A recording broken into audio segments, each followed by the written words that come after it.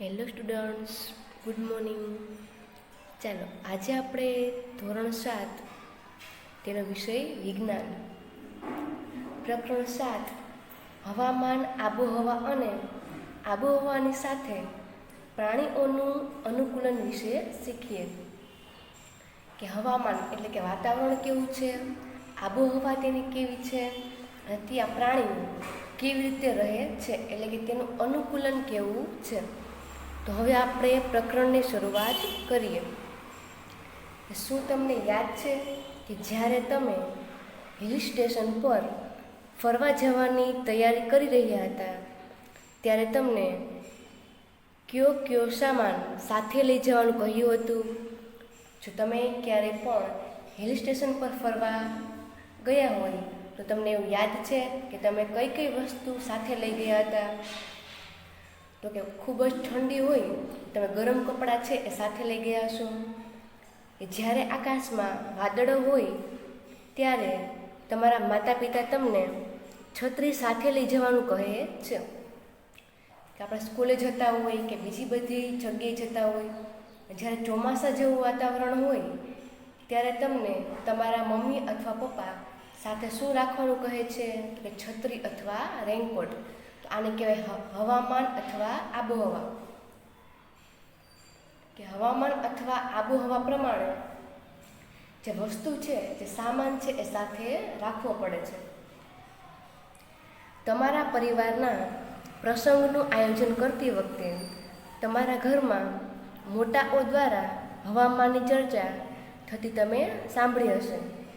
કે આપણા ઘરમાં કંઈક પ્રસંગ રાખવાનો હોય તમે એવું સાંભળ્યું હશે કે ચોમાસું આવે છે તો તેના લીધે નથી રાખવું, શિયાળો આવે છે ખૂબ જ ઠંડી પડશે તો તેના લીધે નથી રાખવું, અથવા રાખવું છે, એ બધી વાતો છે એ તમે સાંભળી હશે. તમે રમત શરૂ કરતા પહેલાં નિષ્ણાતોને હવામાનની ચર્ચા કરતા અવશ્ય સાંભળ્યા હશે. કોઈ પણ રમત છે, જેમ ક્રિકેટ છે, હોકી છે, તો તમે ઘણીવાર એવું સાંભળ્યું હશે એ લોકોને હવામાન જોઈને ખ્યાલ આવી જાય છે કે આજે ખૂબ વરસાદ પડવાનો છે, જેથી કરીને મેચ છે એ થઈ શકશે નહીં. એટલે વાતાવરણનું અનુમાન છે તે પહેલાં કાઢી લે છે. તો કે આવું શા માટે? તે માટે તમને ક્યારેય પણ નવાઈ લાગી છે? તો કોઈ પણ રમત પર હવામાનનો ખૂબ જ પ્રભાવ પડતો હોય છે. જેમ કે મેચ થવાનો હોય ત્યાં જ વરસાદ પડે તો જે આખું ગ્રાઉન્ડ છે તો એ પાણીથી ભરાઈ જશે. એટલે કે આપણા જીવન પર તેની ગહન અસર પડે છે. આપણી ઘણી રોજિંદી પ્રવૃત્તિઓ તે દિવસના હવામાનની આગાહી મુજબ યોજાય છે. જેમ કે ટેલિવિઝન, રેડિયો તથા ન્યૂઝપેપરમાં હવામાનના દૈનિક સમાચાર આપવામાં આવે છે. તમે એવું સાંભળ્યું હશે કે ટેલિવિઝનમાં સમાચાર આવતા હોય, રેડિયો પર આવતા હોય, પછી ન્યૂઝપેપરમાં પણ આવતા હોય છે. કે તમે એવું જોયું હશે કે ટેલિવિઝનમાં અથવા ન્યૂઝપેપરમાં કઈ જગ્યાએ કેટલો વરસાદ આવ્યો, કે ઉનાળો છે તો અત્યારે કેટલું તાપમાન છે, એવા બધા સમાચાર તમે સાંભળ્યા હશે. પરંતુ શું તમે જાણો છો કે વાસ્તવમાં હવામાન છે એ શું છે? તો આ પ્રકરણમાં આપણે હવામાન તથા આબોહવા વિશે અભ્યાસ કરવાનો છે. અને રોજબરોજના જીવનમાં પ્રાણીઓની જીવનશૈલી તથા રહેઠાણની આબોહવા છે તેનું અનુકૂલન કેવું છે તેના વિશે આપણે અભ્યાસ કરીએ. તો સૌથી પહેલાં આપણે હવામાન વિશે જોઈએ. ચાલો હવે આપણે હવામાન વિશે જોઈએ. કે આકૃતિ 7.1માં ન્યૂઝપેપરમાં આવતા હવામાન સમાચારનો નમૂનો આપેલો છે. એ દૈનિક હવામાન સમાચારમાં છેલ્લા 24 કલાકમાં થયેલો વરસાદ, તાપમાન તેમજ ભેજ વિશેની માહિતી આપણને મળે છે. તમને આ ઉપર સમાચાર પત્રનો નમૂનો આપેલો છે.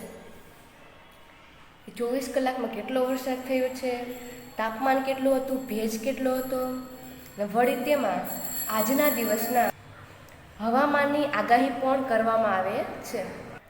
એટલે કે આજના દિવસમાં હવામાન કેટલું છે એ પણ દર્શાવવામાં આવે છે. તમે જાણો છો કે હવામાં પાણીની વરાળના માપનને ભેજ કહે છે. કે જ્યારે પણ પાણીની વરાળ હોય, એનું માપન હોય, ત્યારે એને ભેજ કહેવામાં આવે છે.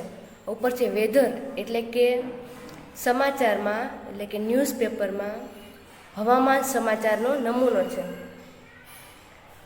કેટલું તાપમાન છે એ બધું આમાં દર્શાવેલું છે. તો કે મને નવાઈ લાગે છે કે આ બધા રિપોર્ટ કોણ તૈયાર કરે છે? કે હવામાનનો જે રિપોર્ટ છે કે આટલો વરસાદ પડવાનો છે, તાપમાન આટલું છે, એ તૈયાર કોણ કરે છે? તો હવામાનના રિપોર્ટ સરકારનો હવામાન વિભાગ કરે છે. આખો રિપોર્ટ છે કોણ તૈયાર કરશે? તો કે હવામાન વિભાગવાળા. આ વિભાગ તાપમાન, પવનની ઝડપ વગેરેના આંકડા મેળવીને ભેગા કરીને હવામાનનું અનુમાન કરે છે. એટલે જે હવામાન વિભાગવાળા છે એ લોકો તાપમાન કેટલું છે, વરસાદ કેટલો પડશે, એનું અનુમાન કરી શકે છે.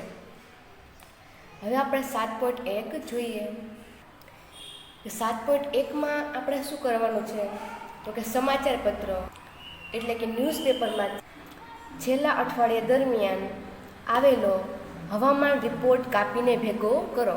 તમે ન્યૂઝપેપરમાં ઘણીવાર એવું જોયું હશે, તમને તાપમાન, હવામાન એવો આખો નમૂનો એટલે કે રિપોર્ટ આપેલો છે. એ આપણે ન્યૂઝપેપરમાંથી કાપીને ભેગું કરવાનું છે. જો તમને ઘરમાં સમાચાર પત્ર ન મળે, તમારા પડોશી કે મિત્રો પાસેથી લઈને તમારે કાપીને તમારી નોટબુકમાં લગાડવાનું છે. તમે લાઇબ્રેરીમાંથી પણ હવામાનનો રિપોર્ટ મેળવી શકો છો.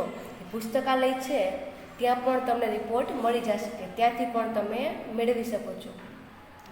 આ બધા રિપોર્ટને કાપીને સફેદ કાગળ કે ચાર્ટ પેપર ઉપર આપણે ચોંટાડી દેવાનું છે. એટલે કે કોઈ પણ એક બુક બનાવીને તમારે જે આ રિપોર્ટ છે એ ભેગા કરવાના છે અને તમારે રાખવાના છે. કયા દિવસે કેટલો વરસાદ પડ્યો, કેટલું તાપમાન હતું, ભેજ કેટલો હતો, આ પ્રમાણે તમારે આખો ચાર્ટ તૈયાર કરવાનો છે. બાજુમાં તમને કોષ્ટક આપેલું છે કે અઠવાડિયાના હવામાનની આંકડાકીય માહિતી. તારીખ આપેલી છે, મહત્તમ તાપમાન એટલે કે વધુમાં વધુ તાપમાન, ન્યૂનતમ તાપમાન એટલે કે ઓછું તાપમાન, લઘુત્તમ ભેજનું પ્રમાણ એટલે કે વધુ પ્રમાણ, મહત્તમ ભેજનું પ્રમાણ અને વરસાદ કેટલો છે તે. નીચે તારીખ આપેલી છે કે 23/8/2006. ત્યારે તાપમાન હતું 36.2, ઓછામાં ઓછું હતું 27.8, લઘુત્તમ હતું 54 અને મહત્તમ હતું 82. અને વરસાદનું ત્યારે તમને આપેલું નથી, કે રોજ વરસાદ થતો ન હોવાથી જ્યારે વરસાદ નથી હોતો એના લીધે જે વરસાદનું બોક્સ છે તેમાં આંકડાની નોંધ કરેલી નથી. આવી રીતે બીજી પણ તારીખ લખીને તાપમાન છે આપણે લખી શકીએ છીએ. જો તમને યાદ હોય અથવા ન્યૂઝપેપરમાંથી તમે જોઈને બધું તાપમાન ઓછું છે, વધારે છે, વરસાદ કેટલો હતો એ તમે આ બોક્સમાં લખી શકો છો. નીચે આપેલું છે કે વર્ષા માપક સાધનની મદદથી વરસાદનું માપન છે એ થાય છે. કયું એવું છે કે જેના લીધે વરસાદ માપી શકાય છે? તો કે વર્ષા માપક. તે સામાન્ય રીતે અંકિત નળાકાર પર ગરણી ગોઠવેલી હોય તેવી રચના ધરાવે છે. તે વરસાદના પાણીને એકત્રિત કરે છે. કે વરસાદ માપવા માટેનું સાધન કયું છે? તો કે વર્ષા માપક. શું અઠવાડિયાના 7 દિવસ મહત્તમ તથા લઘુત્તમ તાપમાન, ભેજનું પ્રમાણ તથા વરસાદ સમાન છે? તો કે 7 દિવસમાં બધા દિવસનું તાપમાન સરખું હોતું નથી. ક્યારેક વરસાદ વધુ હોય, ક્યારેક ઓછો હોય, ક્યારેક ગરમી વધારે હોય, ક્યારેક ગરમી ઓછી હોય, ક્યારેક ખૂબ જ ઠંડી પડે છે તો ક્યારેક ઓછી ઠંડી પડે છે. કેટલાક દિવસો દરમિયાન નોંધાતું મહત્તમ અને ન્યૂનતમ તાપમાન સરખું હોઈ શકે છે. તો ક્યારેક એવું પણ બની શકે છે કે તાપમાન છે એ સરખું જોવા મળે છે. જોકે બધા જ પ્રાચલો કોઈ પણ 2 દિવસ માટે સરખા હોતા નથી. કે અઠવાડિયા દરમિયાન તેમાં નોંધપાત્ર ફેરફાર હોઈ શકે છે. ક્યારેક એવું પણ બની શકે કે ફેરફાર જોવા મળે છે. તાપમાન, ભેજનું પ્રમાણ, વરસાદ, પવનની ઝડપ વગેરેના સંદર્ભમાં કોઈ સ્થળના વાતાવરણની રોજબરોજ પરિસ્થિતિને તે સ્થળનું શું કહેવામાં આવે છે? તો કે હવામાન કહેવામાં આવે છે. પ્રમાણ જુદું જુદું હોઈ શકે. વરસાદ, પવનની ઝડપ ક્યારેક ઓછી હોય, ક્યારેક વધારે હોય, તો આને હવામાન કહેવામાં આવે છે. તાપમાન, ભેજનું પ્રમાણ અને બીજા પ્રાચલોને હવામાનના મૂળ તત્વો કહે છે. કે આ ઉપરાંત બીજું શું હોય છે? તો કે ભેજનું પ્રમાણ અને હવામાન, તેને કહેવાય છે મૂળ તત્વો. કોઈ પણ સ્થળનું હવામાન રોજબરોજ તેમજ દર અઠવાડિયે બદલાતું રહે છે. તેથી જ આપણે એવું સામાન્ય રીતે કહીએ છીએ કે આજે હવામાન ઘણું ભેજવાળું છે, એટલે કે બહુ બફારો છે. એવું તમે ઘણીવાર સાંભળ્યું હશે કે આજે બહુ બફારો છે, એ વાક્ય તમે સાંભળ્યું હશે. એટલે કે હવામાન છે કેવું છે? તો કે ભેજવાળું છે. અથવા ગયા અઠવાડિયે હવામાન ઘણું જ ગરમ હતું, આ વાક્ય પણ તમે સાંભળ્યું હશે. તાપમાન છે, હવામાન એ સતત બદલાતું રહે છે. ક્યારેક જ એવું બને કે જ્યારે સરખું જોવા મળે છે. હવામાન એ એવી જટિલ ઘટના છે કે તે સમયના ટૂંકા ગાળામાં બદલાઈ શકે છે. કેટલીક વાર એવું પણ બની શકે સવારે તડકો નીકળ્યો હોય, પરંતુ બપોરના સમયે અચાનક ક્યાંકથી વાદળો ઘેરાઈ જાય અને ભારે વરસાદ પડવાનું શરૂ થાય. તમે આવું ઘણીવાર જોયું જ હશે. જો સવારે તડકો હોય અને બપોર પડે ત્યાં વરસાદ આવવા માંડે, અથવા ભારે વરસાદ મિનિટોમાં ગાયબ થઈ જાય અને તડકો નીકળે. જો અચાનક ખૂબ જ વરસાદ આવતો હોય તો વરસાદ બંધ થઈ જાય છે અને તડકો નીકળી જાય છે. આવું પણ તમે થતું જોયું હશે. તમે આવા અનુભવમાંથી જરૂર પસાર થયા હશો. તમે આવો કોઈ અનુભવને યાદ કરીને આપણા મિત્ર સાથે ચર્ચા કરવાની છે. હવામાન એ એવી જટિલ ઘટના છે કે તેનું અનુમાન કરવું સરળ નથી. કે હવામાન ક્યારે બદલી જાય તેનું અનુમાન કરવું સરળ નથી. થોડીક વાર વાતાવરણ છે એ ખૂબ જ ગરમ હોય, ક્યારેક ઠંડુ હોય, ક્યારેક વરસાદ પડતો હોય. એટલે હવામાન છે એ કેવી ઘટના કહેવાય? તો કે જટિલ ઘટના, કે તેનું અનુમાન કરી શકાય નહીં. 3 ઓગસ્ટ 2006થી 9 ઓગસ્ટ 2006 સુધીનો મેઘાલયમાં આવેલા શિલોંગનો નોંધાયેલો મહત્તમ તાપમાનનો આલેખ તમને આપેલો છે.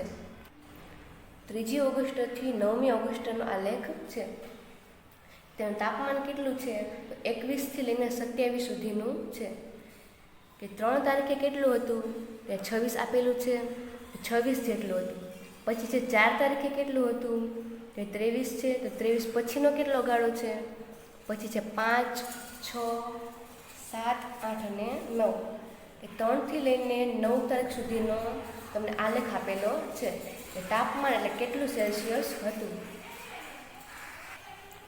બાજુમાં કોષ્ટકમાં પણ દર્શાવેલું છે તારીખ અને મહત્તમ તાપમાન. 3 તારીખે 26.0 સેલ્સિયસ હતું, 4 તારીખે 23.5 હતું, 5 તારીખે 25.0 હતું, 6 તારીખે 22.0, 7 તારીખે 25.5, 8 તારીખે 23.3 અને 9 તારીખે 24.4 અંશ સેલ્સિયસ જેટલું મહત્તમ એટલું તાપમાન હતું. એટલે કે આલેખ પરથી તાપમાન કેટલું છે આપણે ઝડપથી અને સરળતાથી જોઈ શકીએ છીએ. હવામાનના રિપોર્ટથી સ્પષ્ટ છે કે રોજે રોજ મહત્તમ અને ન્યૂનતમ તાપમાનની નોંધ કરવામાં આવેલી છે. તમે જાણો છો કે આ તાપમાન કેવી રીતે નોંધવામાં આવે છે? તો ઉપર આપણે આલેખ પ્રમાણે જોયું કે ખાસ કરીને આ માટે થર્મોમીટર વાપરવામાં આવે છે. કે જેને કયું થર્મોમીટર કહેવાય છે? જેને મહત્તમ અથવા ન્યૂનતમ થર્મોમીટર કહેવામાં આવે છે. મહત્તમ એટલે કે વધુમાં વધુ તાપમાન માપી શકે, અને ન્યૂનતમ એટલે કે ઓછામાં ઓછું તાપમાન માપી શકે. તો આ થર્મોમીટરથી તાપમાન છે એ માપવામાં આવે છે. તમે ધારી શકો છો કે દિવસ દરમિયાન મહત્તમ તાપમાન અને ન્યૂનતમ તાપમાન ક્યારે હોય છે. તો કે વધુ પડતો તડકો છે એ બપોરે હોય છે, એટલે મહત્તમ તાપમાન, અને ઓછો તડકો સવારે હોય છે, એટલે કે ન્યૂનતમ તાપમાન. સામાન્ય રીતે આપણે જોઈએ તો દિવસનું મહત્તમ તાપમાન બપોરના સમયે, જ્યારે ન્યૂનતમ એટલે કે ઓછું તાપમાન છે એ વહેલી સવારે હોય છે. હવે તમે સમજી શકો છો કે ઉનાળામાં બપોરના સમયે શા માટે આપણને અકળામણ થાય છે, એટલે કે વધુ ગરમી લાગે છે. વહેલી સવારે આપણને સારું લાગે છે, કેમ કે વહેલી સવારે તડકો છે એ ઓછો હોય છે અને બપોરે તાપમાન વધી જાય છે. સૂર્યોદય અને સૂર્યાસ્તના સમય વિશે શું કહી શકાય? તમે જાણો છો કે શિયાળામાં વહેલું અંધારું થઈ જાય છે. તો કે તમે જાણો છો કે શિયાળામાં વહેલું અંધારું થઈ જાય છે, તમને રમવા માટે વધુ સમય મળતો નથી. તો શું શિયાળામાં ઉનાળાની સાપેક્ષે દિવસ ટૂંકો હોય છે? શિયાળામાં દિવસ ટૂંકો હોય છે અને રાત લાંબી હોય છે. એ આપણને ખ્યાલ હશે કે હવામાનમાં થતા બધા જ ફેરફાર છે એ શેના લીધે થતા હોય છે? બધા જ ફેરફાર છે સૂર્યના કારણે થતા હોય છે. સૂર્ય એ ખૂબ જ ઊંચું તાપમાન ધરાવતો એક વાયુનો મોટો ગોળો છે. સૂર્ય આપણાથી ઘણો બધો દૂર છે, છતાં સૂર્ય વડે પૃથ્વીને પ્રાપ્ત થતી ઉર્જા ઉષ્માનો અને પ્રકાશનો સ્ત્રોત કહેવાય છે. તેથી સૂર્ય એ ઉર્જાનો મુખ્ય સ્ત્રોત ગણી શકાય. જો સૂર્ય ન હોત તો જીવનની કલ્પના કરવી મુશ્કેલ હતી. જે હવામાનમાં ફેરફાર લાવે છે, સૂર્ય ઉર્જાનું પૃથ્વીની સપાટી તેમજ સમુદ્ર અને વાતાવરણ વડે થતું શોષણ, પરાવર્તન એ જે તે સ્થળનું હવામાન નક્કી કરવામાં અગત્યનો ભાગ ભજવે છે. જો તમે સમુદ્ર કાંઠાના વિસ્તારમાં રહેતા હો તો તમને અનુભવ થશે કે તમારા સ્થળનું હવામાન એ રણ પ્રદેશ અથવા પહાડી પ્રદેશોના હવામાન કરતાં જુદું છે. જેમ કે સમુદ્ર કાંઠો છે તો ત્યાં પાણીના લીધે વાતાવરણ ઠંડુ હશે. રણ પ્રદેશ છે તો ત્યાં રેતી હશે એટલે વાતાવરણ ગરમ હશે.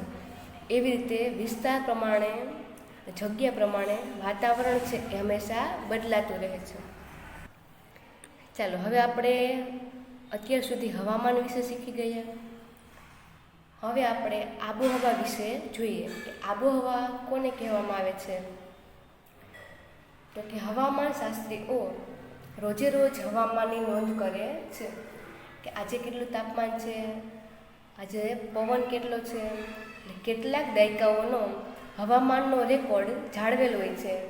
આ પરથી જે તે સ્થળના હવામાનનું માળખું નક્કી કરવામાં મદદ મળે છે.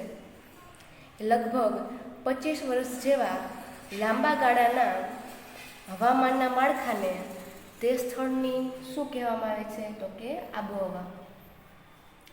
25 વર્ષ જેવા લાંબા ગાળામાં કંઈ પણ હવામાનનું માળખું હોય તેને આબોહવા કહેવાય છે, કે અત્યાર સુધી આટલી આબોહવા હતી. જો કોઈ સ્થળ માટે મોટા ભાગના સમયે તાપમાન વધારે મળે તો આપણે કહીએ છીએ કે તે સ્થળની આબોહવા ગરમ છે. હવે જો આ સ્થળે મોટા ભાગના સમય દરમિયાન ભારે વરસાદ પડતો હોય તો આપણે કહી શકીએ કે તે સ્થળની આબોહવા ગરમ તથા ભેજવાળી છે. જો વધુ પડતો તડકો હોય તો વાતાવરણ ગરમ હોય. જો વરસાદ હોય તો શું કહી શકાય? તો ગરમ તથા ભેજવાળું વાતાવરણ છે. ભારતના 2 સ્થળોની આબોહવાની સ્થિતિ તમને નીચે કોષ્ટકમાં આપેલી છે. આપેલા મહિનાનું સરેરાશ તાપમાન 2 તબક્કામાં જોવા મળે છે. પ્રથમ તો આપણને મહિના દરમિયાન નોંધાયેલ તાપમાનનું સરેરાશ તાપમાન જોવા મળે છે, અને બીજું આખા વર્ષ દરમિયાન સરેરાશ ગણતરી છે એ જોવા મળે છે, જે સરેરાશ તાપમાન દર્શાવે છે. આપેલા 2 સ્થળો છે પેલું છે શ્રીનગર એટલે કે જમ્મુ અને કાશ્મીર, અને બીજું છે કેરાલામાં આવેલું થિરુવનંતપુરમ. આ બે વિસ્તારની માહિતી તમને દર્શાવેલી છે. જમ્મુ કાશ્મીર અને કેરેલાની માહિતી એટલે કે આબોહવાની માહિતી નીચે આપેલી છે. મહિનાના નામ લખેલા છે, સરેરાશ તાપમાન એટલે કે સેલ્સિયસ કેટલું છે, ન્યૂનતમ એટલે કે ઓછું અને મહત્તમ એટલે કે વધારે, અને વરસાદ કેટલો છે એ પણ આપેલું છે. આ બંને કોષ્ટક છે એ તમારે યાદ રાખવાના છે. કે જાન્યુઆરીમાં કેટલું હતું તો કે -2.3 એ ન્યૂનતમ તાપમાન હતું, મહત્તમ હતું 4.7 અને વરસાદ હતો 57 mm. જાન્યુઆરીથી લઈને ડિસેમ્બર સુધીનું તાપમાન આપેલું છે. જે પહેલી બાજુનું છે આ જમ્મુ અને કાશ્મીરનું છે એટલે કે શ્રીનગરનું. જે બીજી બાજુનું કોષ્ટક છે એ કેરલાનું એટલે કે થિરુવનંતપુરમનું આપેલું છે. બંને કોષ્ટક પાકા કરવાના છે. એ જાન્યુઆરીથી લઈને ડિસેમ્બર સુધીનું તાપમાન કેટલું હતું અને કયા મહિનામાં કેટલો વરસાદ થયો. એ કોષ્ટક પરથી ખ્યાલ આવે છે કે જમ્મુ કાશ્મીર કરતાં કેરેલા છે એ વર્ષ દરમિયાન વધુ ગરમ તથા ભેજવાળી આબોહવા ધરાવે છે. એ સૌથી વધુ ભેજવાળી આબોહવા કયા વિસ્તારની છે તો કે કેરેલાની છે. પશ્ચિમ ભારતના રાજસ્થાન જેવા વિસ્તાર માટે જોવા મળે છે કે વરસાદના મોટા ભાગના સમય દરમિયાન તાપમાન છે એ વધુ હોય છે, અને શિયાળામાં તાપમાન ઓછું હોય છે એટલે કે ઘણું નીચું હોય છે. આ પ્રદેશમાં વરસાદ ઘણો ઓછો થાય છે.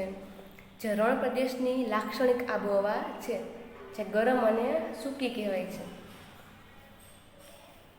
ઉત્તર પૂર્વ ભારતમાં વર્ષના મોટા ભાગના સમયે વરસાદ પડે છે. આથી આપણે કહી શકીએ છીએ કે ઉત્તર પૂર્વ ભારતની આબોહવા કેવી છે તો કે ભેજવાળી છે. ચાલો હવે આપણે વાતાવરણ અને અનુકૂલન વિશે શીખીએ. બધા જ સજીવો પર આબોહવાની ઊંડી અસર થાય છે. મનુષ્ય હોય કે પશુ પ્રાણીઓ હોય, સજીવો પર આબોહવાની અસર જોવા મળે છે. પ્રાણીઓ જે પરિસ્થિતિમાં રહેતા હોય તેમાં જીવિત રહેવા માટે તે અનુકૂલન સાધે છે. જે પ્રાણીઓ અતિશય ઠંડી કે ગરમ આબોહવામાં રહેલા હોય તેઓ સખત ઠંડી કે ગરમીથી બચવા માટે ખાસ વિશેષતાઓ ધરાવતા હોય છે. તે પશુઓ હોય, પ્રાણીઓ હોય કે જીવજંતુ હોય. જેમ કે પેગ્વિન છે, ઉદાહરણ તરીકે પેગ્વિન કે તે ઠંડા પ્રદેશોમાં રહે છે, તો એ એની વિશેષતા છે.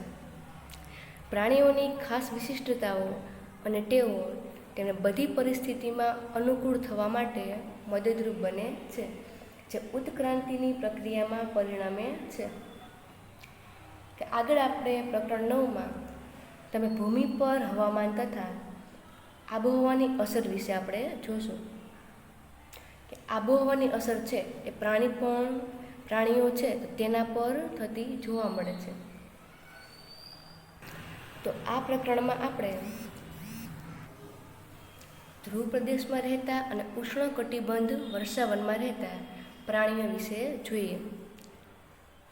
નીચે તમને નામ આપેલા છે: Canada, Greenland, Iceland, Norway, Sweden, Finland, USA, Alaska અને રશિયાનું સાઇબિરિયા એ બધા જાણીતા ધ્રુવ પ્રદેશના નજીકના પ્રદેશો છે. આ બધા ધ્રુવ પ્રદેશના નજીક છે એના પ્રદેશોના નામ છે. નીચે તમને ઉષ્ણકટિબંધના વર્ષાવનના નામ આપેલા છે: Bharat, Malaysia, Indonesia, Brazil, Republic of Congo, Kenya, Uganda અને નાઇજીરિયા એ બધા ઉષ્ણકટિબંધના વર્ષાવનના નામ છે. આ બે પ્રદેશના પ્રાણીઓ છે એ શું વિશિષ્ટતાઓ ધરાવે છે એના વિશે આપણે જોઈએ. હવે આપણે પ્રવૃત્તિ 7.2માં પેલું છે ધ્રુવ પ્રદેશો, એના વિશે જોઈએ. ધ્રુવ પ્રદેશ એ ચરમ આબોહવા ધરાવતો પ્રદેશ છે, એટલે કે તે બરફીલો પ્રદેશ છે. આ પ્રદેશ બરફ આચ્છાદિત હોય છે, એટલે કે બારેમાસ બરફથી છવાયેલો હોય છે. અને ત્યાં વર્ષના મોટા ભાગના સમયગાળામાં ખૂબ જ ઠંડી પડે છે. ત્યાં ધ્રુવ પ્રદેશમાં 6 મહિના સુધી સૂરજ છે એ આથમતો નથી, ને બીજા 6 મહિના સુધી સૂરજ ઉગતો નથી. એટલે 6 મહિના સુધી સૂરજ છે એ આથમતો નથી. 6 મહિના દિવસ રહે છે અને 6 મહિના રાત રહે છે. શિયાળાની ઋતુમાં તાપમાન 37°C સુધી નીચું હોઈ શકે છે. એટલે કે શિયાળામાં તાપમાન કેટલું છે? તો કે 37° જેટલું. ત્યાં રહેતા પ્રાણીઓએ આ વિકટ પરિસ્થિતિ સાથે અનુકૂલન સાધી લીધું છે. ધ્રુવીય રીંછ તથા પેંગ્વિનના ઉદાહરણ વડે આપણે તેઓ કેવી રીતે અનુકૂલન સાધી શકે છે એ જોઈએ. ધ્રુવ પ્રદેશમાં કયા કયા પ્રાણીઓ રહે છે? ધ્રુવીય રીંછ અને પેંગ્વિન. એટલે કે ધ્રુવ પ્રદેશ છે તે તેનું રહેઠાણ થઈ ગયું છે, એટલે કે તેનું અનુકૂલન છે એ વાતાવરણ છે તે સહન કરી શકે છે, એટલે કે સાધી શકે છે. ધ્રુવીય રીંછ પોતાના શરીર પર સફેદ વાળ ધરાવે છે, માટે તે બરફની સફેદ પૃષ્ઠભૂમિમાં સહેલાઈથી નજરે પડતું નથી. કે બરફ છે એ પણ સફેદ છે અને જે ધ્રુવીય રીંછ છે તે પણ સફેદ વાળ ધરાવે છે, તેથી સહેલાઈથી આપણે તેને બરફમાં જોઈ શકતા નથી. આ તેને તેના શિકારીઓથી બચાવે છે, એટલે કોઈ પણ શિકારી છે તો તેને જોઈ શકતા નથી.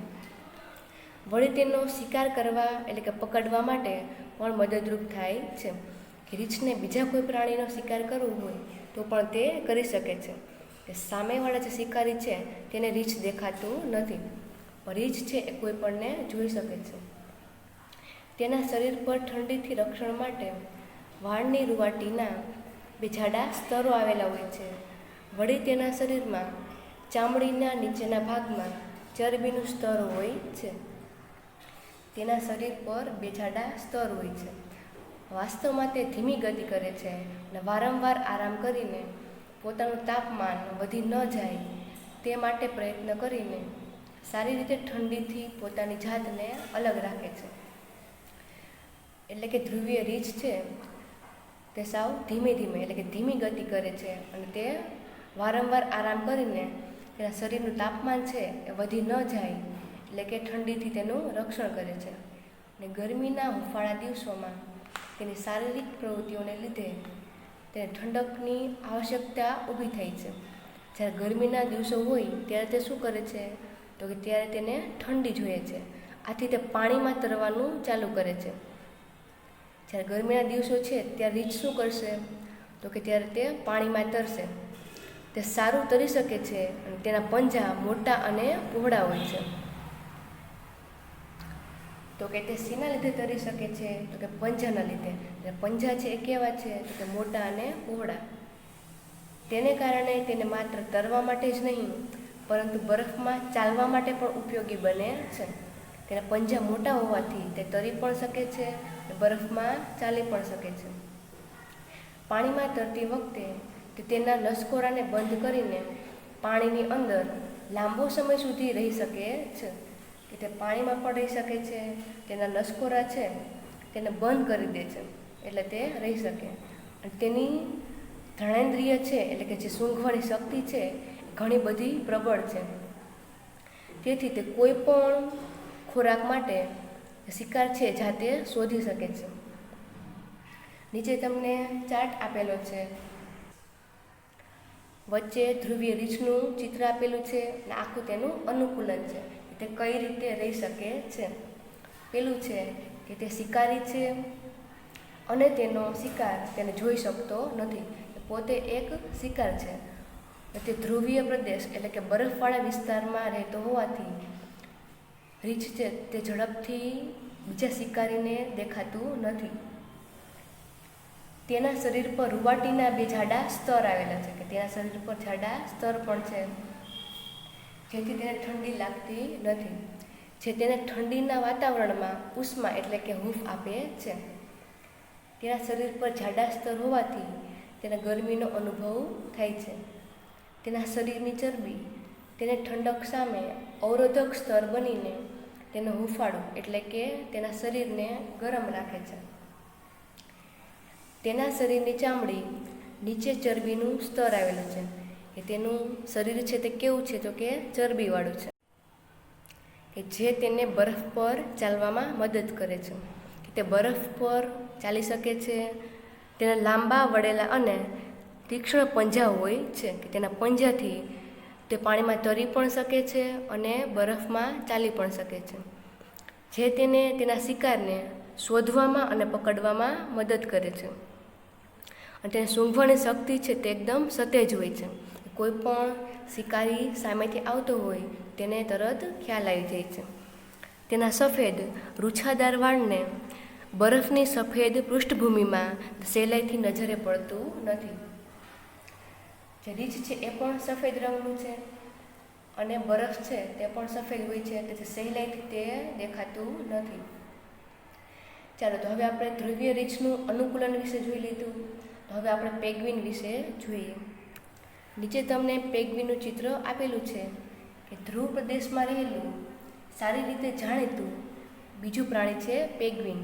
તે પણ કેવું છે તો કે તે પણ સફેદ રંગનું છે અને સફેદ પૃષ્ઠભૂમિમાં તે ભળી જાય છે, એટલે કે બરફમાં તે દેખાતું નથી. તેના શરીર પર જાડી ચામડી અને ખૂબ જ ચરબી આવેલી છે.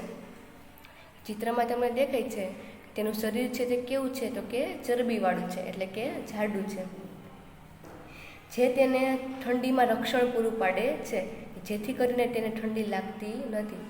તમે પેંગ્વિનને એકદમ પાસે એટલે કે ભીડ કરીને ટોળામાં ઊભેલા હોય તેવા ચિત્રો જોયા હશે. પેંગ્વિન છે તે ક્યારે એકલું હોતું નથી. તે ભીડ એટલે કે હંમેશા ટોળામાં જોવા મળે છે. આમ કરીને તેઓ તેમના શરીરને ગરમ એટલે કે હૂંફાળું રાખે છે. પેંગ્વિન છે તે હંમેશા ટોળામાં એટલે કે ભીડમાં રહેતા હોવાથી તેનું શરીર છે એ હંમેશા ગરમ અને હૂંફાળું રહે છે. જ્યારે માણસો વડે ગીચોગીચ ભરેલા હોલમાં તમે હોવ છો ત્યારે કેવી ગરમી અનુભવો છો. આપણે કોઈ પણ પ્રસંગમાં કોઈ પણ જગ્યાએ ગયા હોય તો જ્યારે હોલ હોય છે તો હોલમાં માણસો બધા ગીચોગીચ હોય છે ત્યારે આપણને ગરમીનો અનુભવ થાય છે, એટલે કે આપણને ઠંડી લાગતી નથી. તો પેંગ્વિનમાં પણ એ જ રીતે હોય છે. પેંગ્વિન છે એ હંમેશા ભીડ એટલે કે ટોળામાં રહેતા હોવાથી તેને હૂંફ મળી રહે છે, એટલે કે ઠંડી લાગતી નથી. ધ્રુવીય રીછની જેમ પેંગ્વિન છે એ પણ સારું એવું તરી શકે છે. જેવી રીતે ધ્રુવીય રીછ તરે છે એ રીતે પેંગ્વિન પણ તરી શકે છે. તે તેનું શરીર છે એ ધારારેખીય અને ત્વચાના પડદાથી જોડાયેલા પગ ધરાવે છે. કે ઉપર તમને પેંગ્વિનના પગનું ચિત્ર આપેલું છે, કે જે તેને સારા તરવૈયા બનાવે છે. એના પગથી પંજાથી તે સારું એવું તરી શકે છે. ધ્રુવ પ્રદેશમાં રહેલા જેમ કે બીજા પ્રાણીઓ પણ રહે છે. માછલીઓ, કસ્તુરી બળદ, રેન્ડિયોર, શિયાળ, સીલ, માછલી, વહેલ અને પક્ષીઓ, કે આ બધા પક્ષીઓ અને પ્રાણીઓ છે એ પણ ધ્રુવ પ્રદેશમાં રહે છે. અહીં એ નોંધવું જોઈએ કે જે રીતે માછલી લાંબા સમય સુધી ઠંડા પાણીમાં રહી શકે છે તે રીતે પક્ષીઓને જીવવા માટે હૂંફ મળવી જરૂરી છે. જ્યારે શિયાળો શરૂ થાય ત્યારે તેઓ હૂંફાળા પ્રદેશોમાં સામૂહિક સ્થળાંતર કરે છે, એટલે કે એક જગ્યાએથી બીજી જગ્યાએ જાય છે. શિયાળો પૂર્ણ થાય ત્યારબાદ તે પાછા ફરે છે. તેની હૂંફ માટે તે એક જગ્યાએથી બીજા પ્રદેશમાં જાય છે અને શિયાળો પૂરો થઈ જાય એટલે તે ફરીથી પોતાના પ્રદેશમાં જાય છે. કદાચ તમે આવું જોયું પણ હશે કે નીચે તમને ચિત્ર આપેલું છે કે પક્ષીઓની જેમ માછલીઓ તેમજ પતંગિયા છે એ પણ સામૂહિક સ્થળાંતર કરે છે, એટલે કે એક સાથે એક જગ્યાએથી બીજી જગ્યાએ જાય છે. તેને કહેવાય સામૂહિક સ્થળાંતર. પક્ષીઓના આશ્રય સ્થાનમાં એક આપણું ભારત છે, કે ભારતમાં પણ અલગ અલગ પ્રકારના ઘણા બધા પક્ષીઓ જોવા મળે છે. તમે કદાચ જોયું હશે અથવા સાંભળ્યું હશે કે સાઇબેરિયન ક્રેન જે સાઇબેરિયાથી આવીને રાજસ્થાનના ભરતપુર અને હરિયાણાના સુલતાનપુરમાં સ્થળાંતર કરીને આવે છે. ઘણા પક્ષીઓ એવા છે કે એક જગ્યાએથી એટલે કે રાજસ્થાનના ભરતપુરથી બીજી જગ્યાએ એટલે કે હરિયાણા સુધી તેઓ આવે છે અને વળી કેટલાક ઉત્તર પૂર્વના કિનારાવાળા પ્રદેશમાં તેમજ ભારતના બીજા ભાગોમાં આવે છે. જેમ કે આપણે સાંભળ્યું હશે કે અમદાવાદના કાંકરિયા તળાવમાં તે વિદેશી પક્ષીઓ છે તે દર વર્ષે એકવાર આવે છે, એટલે કે તે સ્થળાંતર કરે છે. હવે આપણે બીજું જોઈએ કે વિષુવવૃત્તીય વર્ષાવનો. સૌથી પહેલાં આપણે ઠંડા પ્રદેશો છે એટલે કે ધ્રુવ પ્રદેશમાં કયા કયા પ્રાણીઓ રહેતા હતા, તો કે ધ્રુવીય રીંછ અને પેંગ્વિન વિશે આપણે જોયું. તો હવે આપણે વિષુવવૃત્તીય વર્ષાવનમાં કયા કયા પ્રાણીઓ અને પક્ષીઓ રહે છે એ આપણે જોઈએ. કે વિષુવવૃત્તની નજીકના ભાગમાં હોવાને કારણે વિષુવવૃત્તીય પ્રદેશની આબોહવા કેવી છે, તો કે ગરમ છે અને ઠંડકના મહિનાઓમાં પણ તેમનું તાપમાન છે એ 15°C કરતાં વધુ હોય છે. તે તાપમાન હંમેશા વધુ પડતું એટલે કે હંમેશા હુંફાળું રહે છે. ગરમ ઉનાળામાં તેમનું તાપમાન 40°C અને તેનાથી વધુ એટલે કે તેને ઓળંગીને વધી શકે છે. તે તાપમાન નીચું હોતું નથી, એટલે તાપમાન છે હંમેશા વધતું રહે છે. સમગ્ર વર્ષ દરમિયાન દિવસ અને રાત્રિનો સમયગાળો લગભગ સમાન હોય છે, એટલે કે બંનેનો સરખો હોય છે. આ પ્રદેશો ખૂબ જ ભારે વરસાદ અનુભવે છે, કે ત્યાં વધુ પડતો વરસાદ પણ થાય છે. વિષુવવૃત્તીય વર્ષાવનો એ આ વિસ્તારની અગત્યની ખાસિયત છે, કે ત્યાં આ ખાસિયત છે.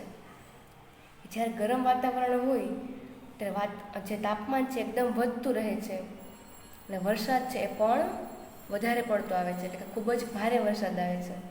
એ વિષુવવૃત્તીય વર્ષાવનની એટલે કે જંગલની ખાસિયત છે. આસામનો પશ્ચિમ ઘાટ, દક્ષિણ એશિયા, મધ્ય અમેરિકા અને મધ્ય આફ્રિકામાં વિષુવવૃત્તીય વર્ષાવનો મળી આવે છે. એટલે કે આટલા દેશમાં આ જંગલો છે એ જોવા મળે છે.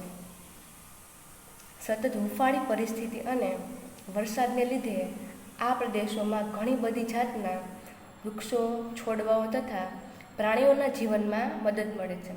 બધા જ જંગલોમાં વૃક્ષો છે અને પ્રાણીઓ છે એ જુદા જુદા જોવા મળે છે. કયા કયા પ્રાણીઓ જોવા મળે છે, તો કે વાનરો, બે પગે ચાલનારા વાનરો, ગોરીલાઓ, વાઘ, હાથી, દીપડા, ગરોળી તેમજ સાપ વગેરે પ્રાણીઓ જે મુખ્યત્વે વિષુવવૃત્તીય વર્ષાવનમાં જોવા મળે છે. જેમ કે પશ્ચિમ ઘાટમાં, દક્ષિણ એશિયામાં, મધ્ય અમેરિકા અને મધ્ય આફ્રિકા બધી જ જગ્યાએ વિષુવવૃત્તીય વર્ષાવનો એટલે કે જંગલો આવેલા છે. તો હવે આપણે તેની આબોહવા વિશે જોઈએ. ખૂબ જ મોટી સંખ્યાના અને વિવિધ પ્રકારના પ્રાણીઓ માટે વિષુવવૃત્તીય વર્ષાવનની આબોહવાકીય પરિસ્થિતિ ખૂબ જ અનુકૂળ અને તેમને મદદરૂપ બને છે. કે ઘણા બધા વિશિષ્ટ પ્રકારના પ્રાણીઓ છે તે અહીંના જંગલોમાં નહીં પણ ત્યાંના જંગલોમાં જોવા મળે છે. તેઓની સંખ્યા ઘણી બધી મોટી હોવાથી તેઓની વચ્ચે ખોરાક અને આશ્રય સ્થાન એટલે કે રહેવાની જગ્યા વચ્ચે તીવ્ર હરીફાઈ ચાલે છે. ઘણા પ્રાણીઓ એવા છે જે હંમેશા વૃક્ષ પર જ જીવન ગાળે છે, કે તે વૃક્ષ પર જ રહેતા હોય છે. જેમ કે રેડ આઈ ફ્રોગ. રેડ એટલે લાલ, આઈ એટલે આંખ અને ફ્રોગ એટલે દેડકો, કે લાલ આંખ ધરાવતો દેડકો. તમને ચિત્ર પણ આપેલું છે કે રેડ આઈ ફ્રોગ, કે તે લાલ આંખ ધરાવતો દેડકો છે. હવે આપણે તેના વિશે જોઈએ કે રેડ આઈ ફ્રોગ છે તેના પર ચોટી જાય તેવું પેડ એટલે કે ગાદી ઉત્પન્ન કરે છે. કે તેના પગ છે, તેના પગ કેવા છે, તો કે એના પગ ગાદી જેવા છે, કે તે કોઈ પણ વૃક્ષ અથવા પાન પર તેના પગ છે એ ચોટી જાય છે. જે તે રહેતા હોય ત્યાં વૃક્ષ પર ચડવામાં મદદ કરે છે. તે કોઈ પણ વૃક્ષ પર સરળતાથી ચડી શકે છે. અને વૃક્ષ પર રહેલા વાનરો લાંબી પૂંછડી ધરાવે છે. કે નીચે તમને વાનરનું પણ ચિત્ર આપેલું છે કે તે લાંબી પૂંછડી ધરાવે છે. તમને ચિત્રમાં પૂંછડી બતાવેલી છે. જે વૃક્ષની ડાળીને પકડવામાં મદદરૂપ થાય છે. એટલે પૂંછડીથી ડાળી છે એ પકડી શકે છે. તેમના હાથ તેમજ પગ એવા હોય છે કે જે વૃક્ષની ડાળીને સરળતાથી પકડીને રહી શકે છે. અને હાથ છે અને પૂંછડી એ એકદમ લાંબી હોય છે, એ ડાળીને પકડવામાં મદદરૂપ થાય છે.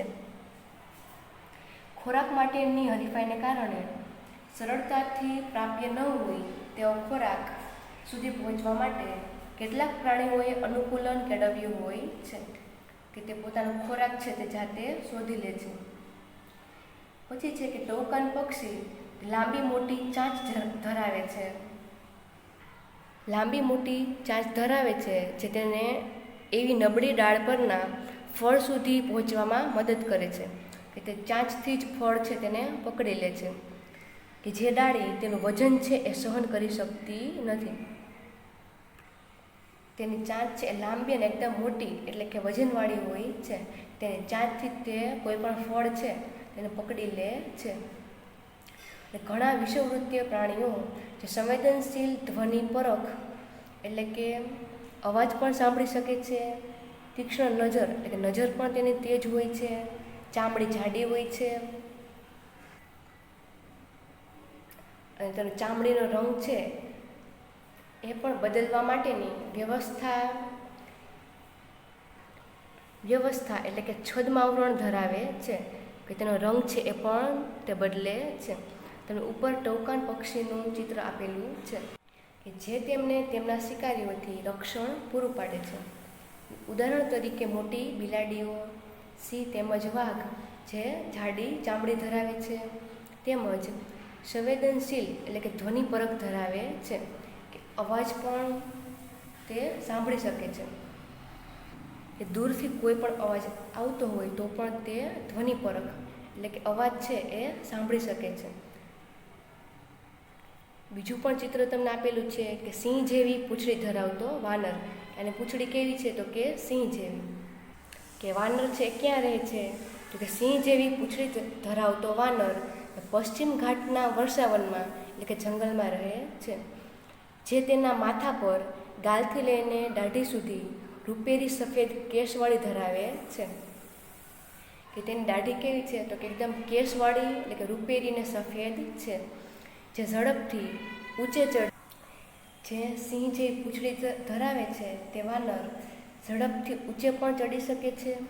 પોતાના જીવનનો મોટા ભાગનો સમય છે એ વૃક્ષ પર જ વિતાવે છે. તે વધુ પડતો વૃક્ષ પર જ રહે છે. એ જમીન પર ક્યારેક જ આવે છે. તે મોટે ભાગે ફળો, બીજ, કૂણા પાંદડા, ડાળીઓ, ફૂલ તથા ફૂલની કળીઓ એ જ ખોરાકમાં લે છે. આ બિયર્ડ એપ ઝાડની છાલની નીચે રહેલા જીવડાને પણ શોધીને ખાય છે. કે તે જીવડા પણ ખાય છે. તેને વૃક્ષ પર જ પૂરતું ભોજન મળી રહેતું હોવાથી તે ભાગ્યે જ જમીન પર આવે છે. પોતાનો ખોરાક છે એ પણ તેને વૃક્ષ પર જ મળી રહે છે. એટલે તે ક્યારેક જ એટલે કે ભાગ્યે જ જમીન પર આવે છે. વધુ પડતો સમય છે તે વૃક્ષ પર જ વિતાવે છે. કે ભારતના વિષુવવૃત્તીય વર્ષાવનનું બીજું જાણીતું પ્રાણી છે હાથી. નીચે તમને હાથી પણ આપેલું છે કે હાથીએ ઘણી જ નોંધપાત્ર રીતે વર્ષાવનમાં અનુકૂલન મેળવેલું છે. એ તેની સૂંઢને તમે જુઓ કે નીચે તમને ચિત્રમાં ભારતીય હાથીનું ચિત્ર આપેલું છે. તમે એની સૂંઢને જુઓ કે જે તેનો નાક તરીકે ઉપયોગ કરે છે. કે જે ગંધ પ્રત્યે અત્યંત સંવેદનશીલ છે. કે કોઈ પણ વાસ આવતી હોય તો તે ઝડપથી પારખી શકે છે. ખોરાકને પકડવા માટે પણ સૂંઢનો તે ઉપયોગ કરે છે. વળી હાથીના રૂપાંતરિત દાંત જે વૃક્ષની છાલ જે તેનો પ્રિય ખોરાક છે. કે હાથી છે એ શું ખાય છે તો કે વૃક્ષની છાલ ખાય છે. તેને ઉખાડવામાં ઉપયોગી છે. કે તેના દાંતનો ઉપયોગ શું છે કે કોઈ પણ વૃક્ષને તે ઉખાડી શકે છે. આમ હાથી ખોરાક માટેની હરીફાઈને સહેલાઈથી સંભાળી શકે છે. કે હાથી છે સૌથી વધુ પડતો ખોરાક છે એ ગ્રહણ કરે છે એટલે કે ખાય છે. હાથીના મોટા કાન તેને અત્યંત મૃદુ અવાજ સાંભળવા માટે મદદરૂપ છે.